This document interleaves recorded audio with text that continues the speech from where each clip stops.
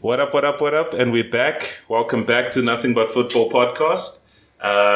Take some time, hit likes, hit subscribe, hit follow, hit everything for whatever platform that you're on. Part 2. A couple of things to talk about. I think let's start with European football, guys. So the semi-finals of the Champions League and Europa League went through, and we now know that we've got a Champions League final with Manchester City and Chelsea. At Wembley. Has it been confirmed now? Another one to change. Yeah. Oh, it's at Wembley now. Not at Istanbul anymore. Oh, okay. But they have to give some of the profits up to pay Istanbul.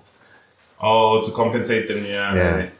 Okay. That's unfair, but I understand. There was costs. There was costs. Yeah, we understand. Yeah. Actually, no. And I suppose this is a COVID thing on some. No, Yeah. but UEFA is being dicks. Yes. They could have forfeited that bill themselves, UEFA. Yeah. Yes. They got billions over there. You see those why guys. Super League had to happen? Yeah. These guys are still being slugs about money. You couldn't even cover. You don't cover guys, but you couldn't even just say, "Hey, bruh, listen, we understand we put you through trouble.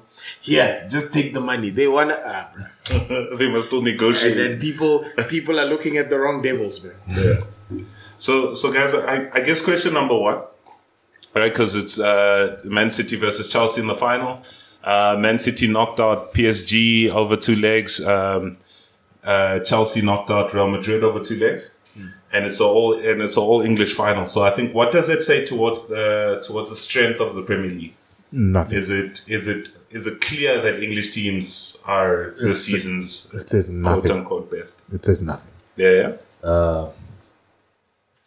It's just Tuchel took over at the right time. It's okay. I'm using this example. It's going to be disrespectful, right? Okay. All right, but it's no way indication of Tuchel's coaching ability. But what I'm trying to get at is Di Matteo won the Champions League. That didn't mean it was the strength of an English side when he won it. It's just that he took over at the right time and he gave the team the right momentum to get them to where they are. Liverpool got knocked out. Tottenham got knocked out. Man City was close. It wasn't a clear dominance against Dortmund or against PSG. Nah, I think it was, but I get the point. You know, like they were without Mbappe in the second leg and stuff like that. So it wasn't like they were just dominating all the way. Even with Chelsea, yes, the style of play gave them what they gave, a 2-0 win, but it wasn't like outright dominance where you said, Ish, I could not see. In fact, when you look at the Madrid-Chelsea game, you look at all the mistakes Zidane did instead of all the things that Tuchel did right. And that's the way I viewed it. He got the squad selection wrong in the first leg. He got the squad selection wrong again in the second leg and trying to play, I don't know what tactics he was trying to play against Chelsea. So there's where the mistakes were. But with Man City, you can only say that Man City is the only, I don't want to say only deserving team, but the most dominant team in England, because we struggle to beat Porto. Okay. I hear you. Mr. Post, 2 English teams in the final? I think, sure. I'm not saying it's not dominance. It's not English dominance. But I think you need to give credit where credit is due. Because, sure, Chelsea did get taken over by Tuchel. But that Chelsea squad has always been there. That was just Lampard who messed up. I think we need to understand that. That's a powerful Chelsea side. That Chelsea side had a lot of players. And I think we need to acknowledge that. Those 2 Madrid legs, like, Chelsea should have dominated Madrid. Yeah. I watched second leg in that game, like, Madrid were nowhere. Chelsea. They literally just looked at Benzema. Benzema was their savior. They had no plan B. That's why I'm saying that, looking at it from that point. The PSG part, I agree with you. The PSG part, I feel like that was just unfortunate. Mbappe went out. Neymar, I don't know. Neymar just wasn't there. No, but Neymar was trying his best. It's just that things weren't clicking for him in that game. I think City was better. So we're saying if Neymar stepped out, sure, Neymar's one of the top players in the world.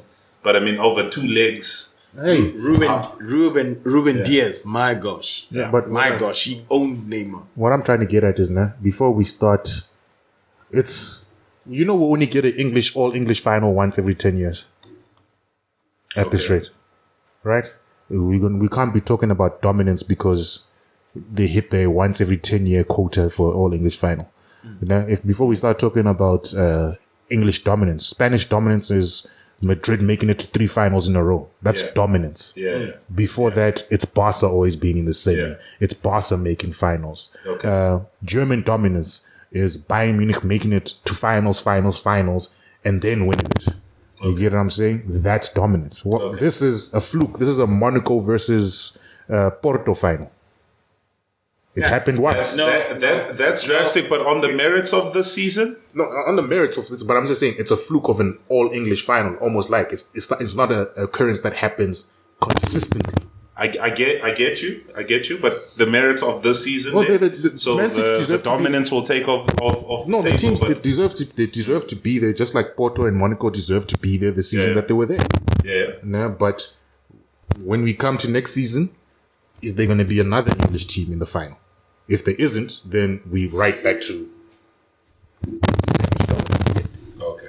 But hasn't it been what? Last season was all English final. It wasn't. No. Sorry. 2 seasons ago. 2 seasons ago. 2 seasons ago was all English final. Yeah, I do get it. Last season it was pandemic. Season before that it was Liverpool versus Madrid. I think I'm not saying it's more of a league dominance, but I say let's give the guys their credit. I do, but we also got to take into account the games that lead up to the final. Yes, the team that makes it to the final deserves to be at the final. Nah? But when Madrid were making it to finals, they weren't losing the first leg 4-0 to come and win the second leg 5-4 at Anfield. That's what Liverpool did at Barca. Yeah. Tottenham losing the first leg to get a red card for Ajax in the whatever minute, and then go on to score a last minute goal. That's not dominance. That's the luck element of it. If you get what I'm saying, that to say you got that last minute goal just when you needed it. You're a good team. That's why you're in the semi-final. Yeah. But that's that luck element. Dominance is another word. Dominance is Yeah. But let's take the dominance off the table. Let's just give them the flowers. Yeah, I give them the flowers for this season. I'm just saying we can't say dominance. I'm just giving them flowers. They deserve to be there. Off the table. They deserve to be there. You can't argue. They're in the final. The team that made it to the final deserves to be in the final because Madrid were nowhere to be seen. PSG were nowhere to be seen in the second legs, and that's why they won those games. Simple as that.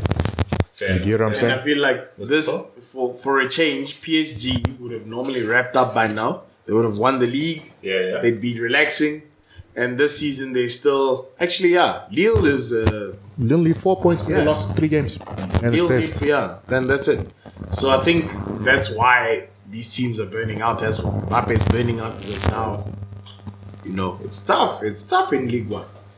So... we look at it from that point as in things have changed. They're not how it Pochettino the choker. Yeah, fair point. So I hear what you guys are saying, right? But for me, I think City have. I give so much to City this season. I think they've Champions League wise they've been ridiculous. Yeah. I mean they've won most of the games in the knockouts. They beat PSG 2 legs. They beat Dortmund as in winning each individual game. So I mean I won't even take away from PSG because PSG knocked out Bayern and we were giving them their flowers. Yeah, we thought they were next in line. You know what I mean? So semi-final they get shut down to meet City's the good things that City has done. From a Chelsea perspective, in my opinion, I think Chelsea's kicked into gear Champions League wise a little bit later on in the competition. I think exactly like you said, Mr. Posh, against Real Madrid, Chelsea for me dominated both legs. In interesting final, I think we can probably get to predictions and that closer to the time of the games. Yeah, closer to the time. It all depends on what happens. Right. Who gets injured, who comes back. Right. So right. Okay, so that's how the one European final is set up. In the Champions League, in regards to the Europa League, the final will be contested by Manchester United and Villarreal. Manchester United coming through Roma in the semis, and Villarreal overcoming Arsenal in that semi. So another European final with another European team. I'm not saying towards dominance, but in regards to the Europa League, this is becoming an English dominated competition, eh? I feel as though, because it normally works out that way, where the English teams get knocked out and they just keep going. Because, from a stamina point of view, I feel like as though English teams do have that edge over other leagues. No. Okay, sorry, let me let you finish. Yeah, that's what I'm saying. From a stamina point of view, from an intensity, it's as the season drags on, like Europa drags on, and then it requires a different type of game.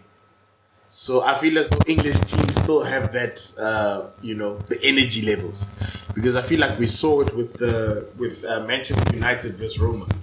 That's what killed Roma. That's what killed them. Yeah, the fitness. The fact that, it was just the fitness, fatigue, and everything. But with the English players, it seems as though they're used to that, the hard punishment on their bodies. It might be due to the intensity of the league, where the other leagues it's more skill, they wait out their play and stuff like that. But I feel as though it works out well for the English teams, the intensity, because it's nothing new. Some players, some teams the Romas of the world. Yeah. Now they tend to suffer because you're playing against an intense team. Yeah. So that's what I feel as though. Yeah. That's why maybe the English teams are succeeding from that point of view. Let's hear Uncle Curtis's thing. I think it's only the traditional top 4 English teams that do well in Europa. Tottenham, nowhere to be seen in the Europa League. Leicester, nowhere to be seen in the Europa League. Every other the only time that English teams do well in the Europa League, it's Arsenal have made 2 semis and a final. Liverpool 1, Chelsea 1, Manchester United 1. Besides those English teams, you can't name any other English team that makes it to Europa that makes it past the quarters. Yeah. Well. Look, what I was saying from that point, Ray, and I agree with you, right? Because in England there's a sort of top 6, right? But only 4 going to the Champions League. The other 2 are genuinely too good for the Europa. So I agree with you there. It's Chelsea 1-1. I mean, this is Chelsea. Yeah, but what I'm trying to get at is that it's United. I get you. But what I'm just trying to get at is there's the English teams that are generally not supposed to be in Europa League. Dominate that competition. Yeah. But English teams as a whole still struggle with the Europa League. It's Tottenham losing 3-0 in the second leg and Tottenham do deserve to be in the Champions League in some way or form, I think, because sometimes they do well even in the Champions League. But I don't see an Everton doing well in the Europa League. Maybe under Ancelotti that might change. I don't see a Leicester doing well in there. They lost to that racist team that we beat. Right? You know what I'm saying? And then the other those 3 spots, unless an Arsenal, Chelsea, Man United, or Liverpool are in the Europa League, English teams are nowhere to be seen. Fair enough. So it's not English dominance there. It's just that, the quality teams that know how to navigate European football fell into the lower tiers of the league, and that's why they always make the fun. It's like even when you just go back throughout all the history, whenever an English team gets knocked into Europa League, it's generally they always make it closer to the final than any other team. Mr. Potion, just with regards to the 2 teams in this final and maybe their journeys towards the final, United finished 3rd in the Champions League group. Has come over to be in the final of this competition. Villarreal, I'm not too sure how they're doing in the league, but they've got a manager who's a veteran of this competition. So in regards to both these teams' routes to the final, and just their merits of just being there, how are you feeling about this as a final? To tell you the truth, I think United deserve to be there. They've had a good season in Europa. You can't fault that. from a Villarreal point of view, you've got a manager who's a seasoned winner in those leagues. He has 3 of this already, right? Yes, he's got 3. He did a 3-peat. So, you can't hate on him. The team that he beat was his ex-team. Let's get into that elephant in the room. Because I'm sure many Arsenal supporters thought that, they were going to take it. Yeah. But Lack of desire. no, I wouldn't even say it's lack of desire. I feel like it's the coach's mistakes. How do you take off like your strike? Oh, Oba. Yes. Oba I saw many people going crazy.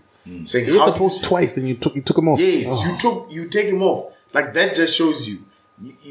It's that thing of like you think as a coach you're a tactical genius. You think you're a tactical genius, and they outplayed you.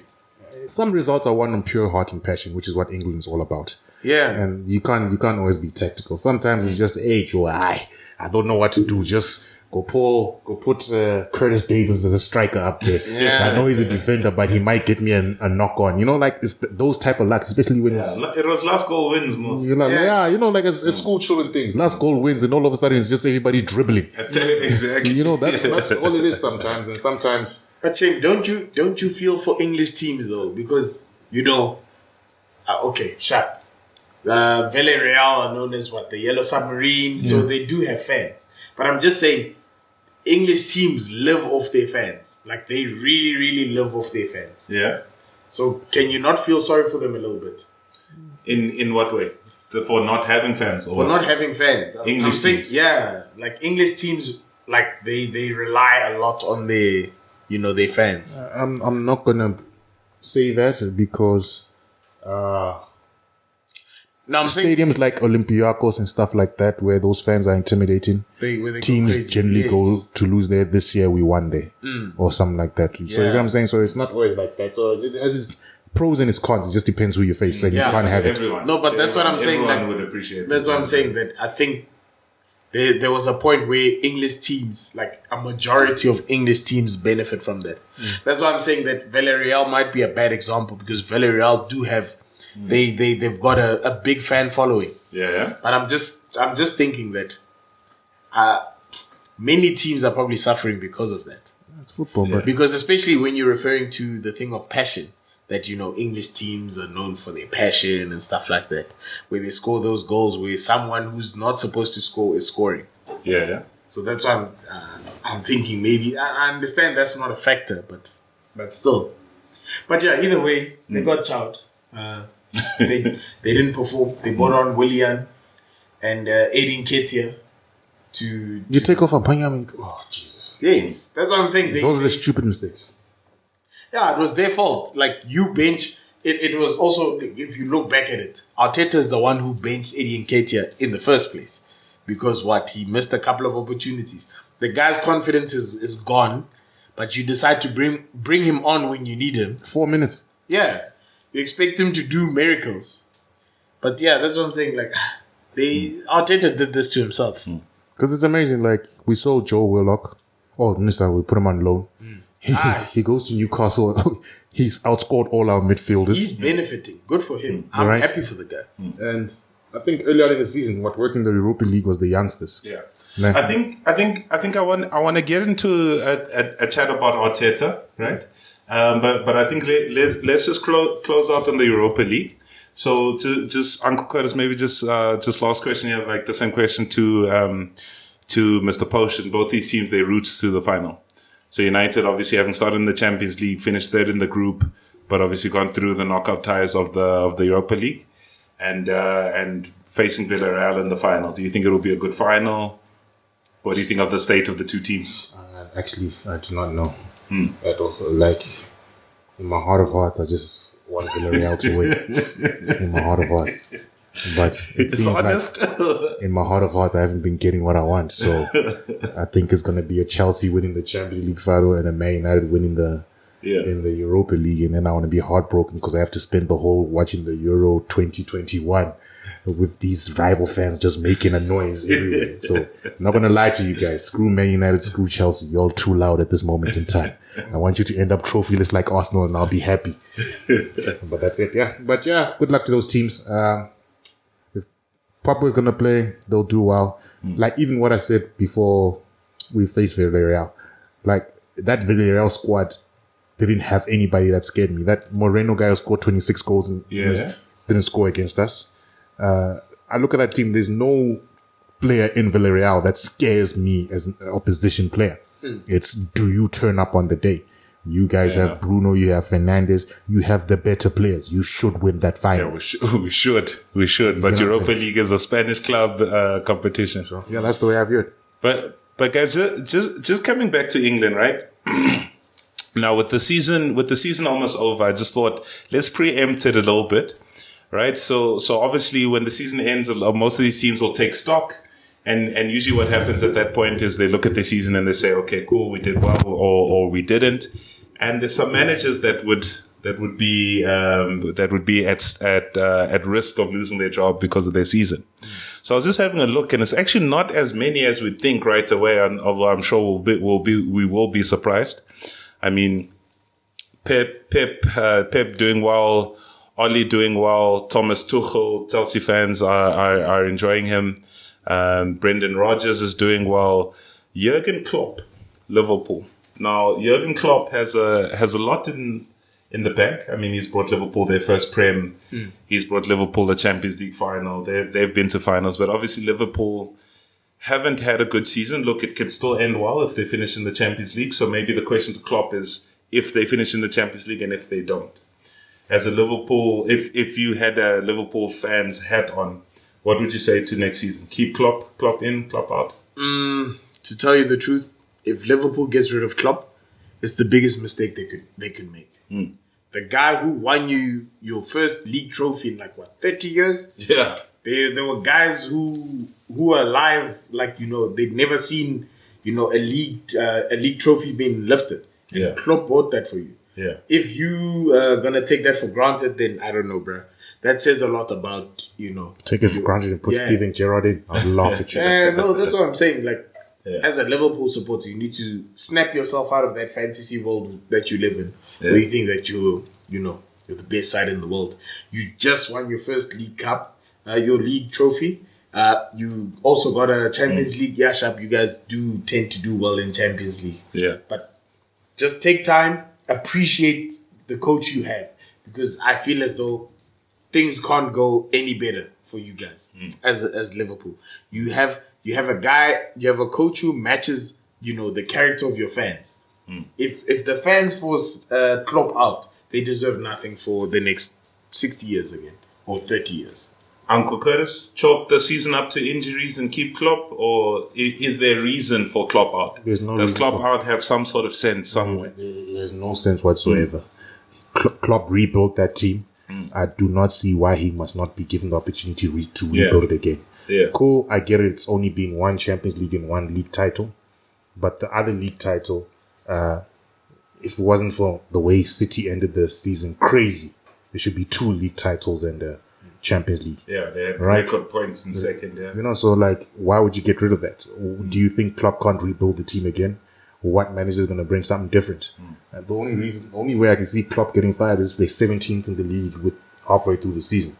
But even if he drops to 10th, and it's still because of injuries and stuff, I'll give him time to rebuild that squad. I'll give him time to get a new striker, get rid of Salah, get rid of Mane, get new players, because he's done it before. He can do it again, and he did it in a short space of time at that as well. Over a couple of years. Just another manager I want to touch on lightly, Carlo Ancelotti at Everton. Everton currently sitting in 8th, but I mean, what were our expectations from the season? This season, they're probably looking at West Ham with a bit of jealousy in their eyes. But Everton, Carlo Ancelotti, do they need to rock the boat? No. Is there a director of football there? Maybe, I don't know. I would fire the director of football, not Ancelotti. For the signings? Yes. Okay. It's not his fault. Coaching-wise, Ancelotti's doing a brilliant job. He's got my favorite striker there, banging in goals, 15, 16. Calvert-Lewin. Okay. I used to like Iwobi, but what has Iwobi done for them this season? Bench. Right? They're still playing Giffey Sigurdsson. Right? They had Walcott, they loaned them out. They do have a director of football, by the way. Yeah. Marcel Brands. You see? So the signings are not Ancelotti's fault. Allen, that was one good signing by the director of football. Signing, yeah. But you still got Sigurdsson, the guy who didn't make it at Tottenham when Tottenham were competing for Champions League. Iwobi, guy who didn't make it at Arsenal when Arsenal were competing for Europa League. Sigurdsson's pulling through for them. He won them. Yeah, he plays well. Yeah, he plays well, but is he a quality player to get you into the Champions League? He failed at Tottenham. What makes you think he can do it at Spurs, at Everton now? But fail is strong. The thing is, he's becoming a cult hero at Everton. I feel like he plays well at Matt Letizia was a cult hero.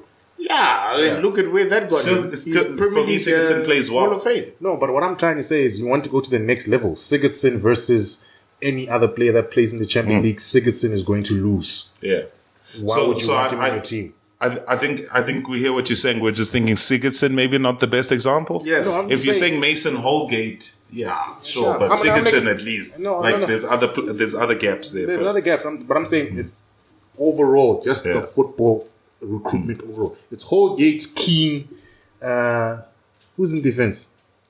Seamus Coleman. Yeah. Well, so the normal starting is Lukas Digne, Michael Keane, and Yerry Mina. Is that their first choice? And Seamus Coleman or Sidibe, right? Okay. No, Sidibe's gone back to. Oh, Sidibe's gone. Okay. Now in that back four, only 2 players I can say are good enough to possibly compete at a higher level. To tell you the truth, I feel as though they were plagued by injury this season because Luka Digne was injured a lot. Seamus Coleman as well. I do agree with you. He's old. He shouldn't be your first guy. Yeah. He shouldn't be the first guy. They should have considered getting, easing him out. It's not even about age to me. These players are not good enough. Yeah. Only Lukas Digne is good enough and maybe Yerry Mina. The other players are just not good enough. Nah, I'd swap Mina with Keane, but... No, but Keane's had a decent season I think he's got English tax. We make him better than he's supposed to be. No, but hence what I'm saying. And I'm biased. I love that guy. There's been a lot of injuries in that side. It doesn't matter about injuries. Those players are not good enough. So you're saying back to the Ancelotti point, like don't question Ancelotti. What's he working with? No, I get you. Yeah. But you can also question that, if you're saying no Sigurdsson, Ancelotti is the guy who fought for James. What's James done? He's for a first season, I gave him Kak. He's been injured a lot. Yeah, he's been injured, but he's done decently well for first season. And again, it comes back to my play. That's the type of quality that he would want to work with that will take them to the next level. Because I can bet, I don't even know, but I can bet with all the injuries, James is probably still the top assister at Everton. Oh, probably. And if your injured players has your most goals, most assists, or most anything, you're a team that's in trouble. Okay, fair enough. So that's Ancelotti in. Guys, now I just wanted us to come down a little bit, but we chatted Arteta a little bit earlier, and I think this is one to bring up in that conversation too. Yes. So obviously now 3 games to go. Arsenal's currently sitting in 9th. Quite a low position for the quality of the squad and where they are, and if they had an ambition from the season, I think they've fallen short of it. So sort of same question. Arteta, what's the let's weigh it up, the keeping him versus he's got not 5 games. He's got 5 games. I changed my from 10 he's got 5. Why does he even get this? Then there's a pre-season he does, which if you change managers, that other manager would have the benefit of the preseason. If you're making that decision, why would you? They have faith in him. They want to give him a chance. I'm saying he should not go longer than 5 games. Okay, cool. Let's break down why do they have faith in him? I don't know. You want me to answer the question? I don't know. You want me to answer those crazy Americans why they have faith in the man that's lost the most home games? That lost the same amount of so you don't. I don't know. To tell you the truth, I feel as though Arsenal are kind of in the same spot that United was in when they got Solskjaer. Because, when replacing a legendary manager, like you guys try to replace Ferguson, Yeah. and then we try to replace Wenger. Yeah. There's only so many times that you can, fire your manager before you become, a recycling club. Like where things just go wrong and you just shove the guy out. Oh, yeah? Which is what looks like happening. At Arsenal. Yes. Well, because it happened to you guys. You guys, you fired. You didn't fire you fired Moyes. But that's what I'm saying. You didn't fire Giggs. Yeah. Giggs chose not to take the job. No, Giggs was interim. Yeah, but that's what I'm saying. So it's Moyes, then it's Van Gaal, then it's Mourinho, and then it was Solskjaer. So you see, you fired three managers. Yeah, it's not about whether they're top quality or not. But at some point, us as big clubs used to look at the small clubs and we used to say, they're rotating managers so much. That's very wishy-washy. We're basically going to start becoming wishy-washy. So I feel like Arsenal right now is at that point where they would like to fire this guy. And if you fire this guy, the same problem is going to keep happening. That at some point, the same problem is going to keep happening. So is it a fear of what's next, rather than the quality of the coach you keep? I wouldn't say. Sure. I think it's a mixture of the two. I feel as though we have a decent young coach in Arteta. Things didn't work out for him. I'm sure he would have liked to. He has liked to have won. And I think the time he took over Arsenal is quite unfair. He took over during the season. Has never had a pre-season during us. That's what I'm saying. He took over halfway through last season. So he's got a season. Essentially, when the season's done here, it's a season and a half. Sure. He inherited players he didn't want. Which I think as an Arsenal supporter, I can agree with. That there was, even Emery said the same thing. There's a lot of players who are just quality. He's trying to get rid of them. Which is what works out in his favor. That he's addressed. This is why they will keep. Yes. He's addressed the issue. And he's shown them like, hey, this is what I want you to do. That's why I'm saying it will kind of work out. But I'm also saying that from the point of view, from Arsenal's point of view, the board of directors, you can't keep firing managers. You need to address there's a deeper issue in this team.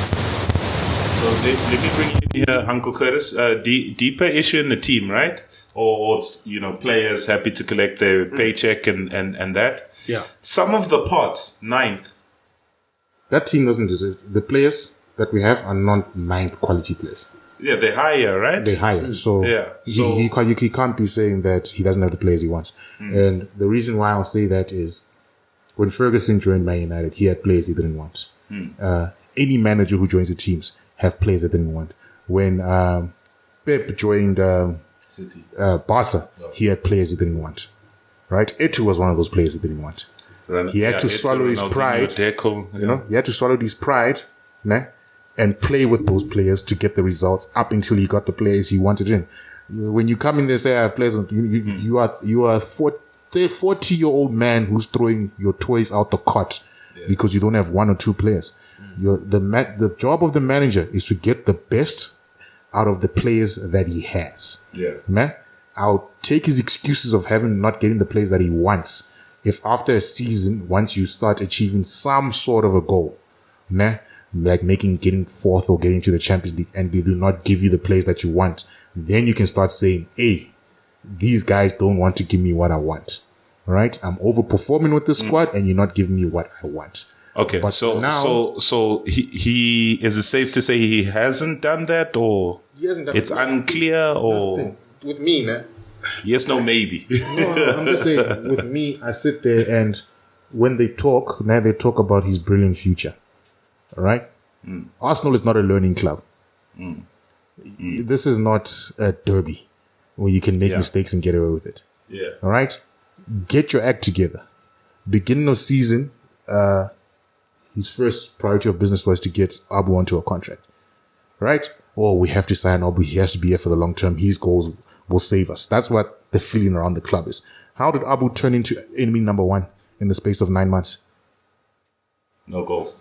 But you have a dry patch. But I get you. But now it seems like you turn him. Now you benching him. It's like, cool. You say no goals. Where you playing him? You play him right wing. Is that his best position? Whose fault is that? So for you, Arteta in, Arteta out. He's got 5 games. You were saying five games next year. To me, he just needs to learn man management. It's not like there were points in the team when Pepe was playing well, scoring Europa League. In the league, the very next game, he pulls him, he loses momentum. Martinelli plays well in the league, scores against Sheffield. Next game, he pulls him, he doesn't play. Abu scores two goals in 2 games in a row. He pulls him, he loses momentum. Okay, and all of that, we're still in the Arteta in camp, yeah?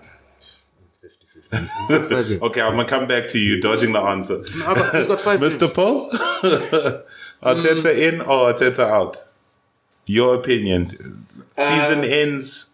You're planning for next season. Are you planning with Arteta or not? I feel as though if the season ends and he's still here, keep him.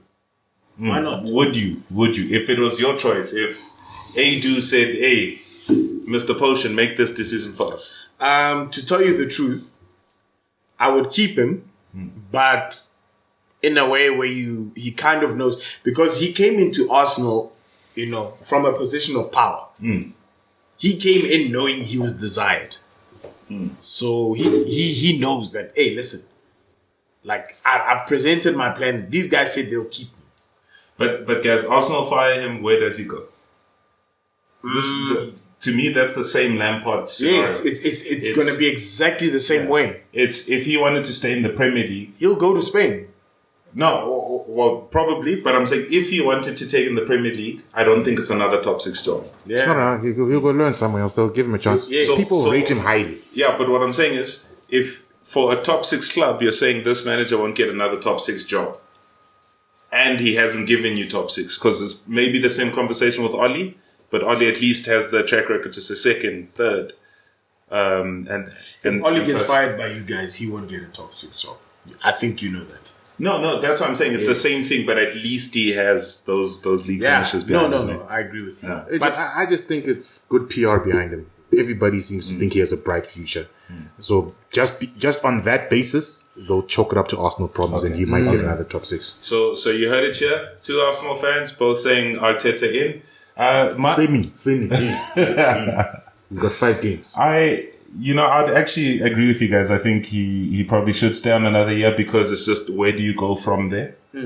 And Arsenal's they haven't conceded too much, which is a very good thing. But it doesn't work like that you just concede the same amount next season and you score more. Next season you'll probably concede more. Exactly.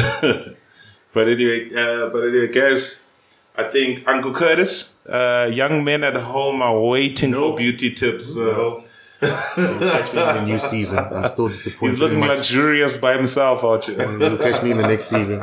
And my team is still disappointing me. I can't give beauty tips when my team is busy making me cry on Saturdays and Sundays. Alright, guys. Yeah, man. Nothing else to wrap up on. The season's over. Yeah. So, yeah. I don't know. Good luck to Chelsea. Champions League final. I'm with you all the way. Yeah.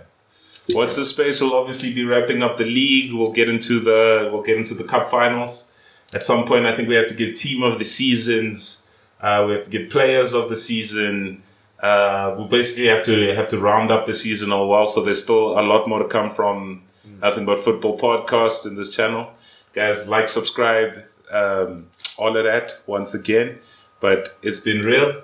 To my far right, I've got the man, the myth, Uncle Curtis. Yeah, back on the streets. Hey. Catch me on hikes on Saturdays. I'll say, with a book in hand. Mr. Potion. All right, cheers, guys. Yeah. Been another good week, I guess. Yeah.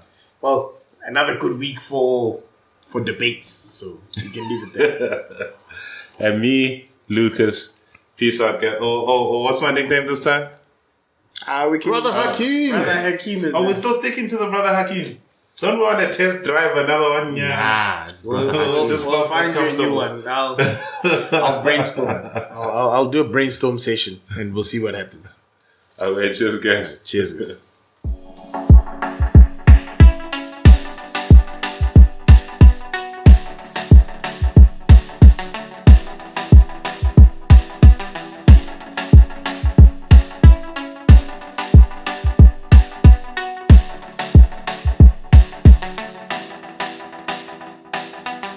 We hasn't betting my league. Sazo figure gada.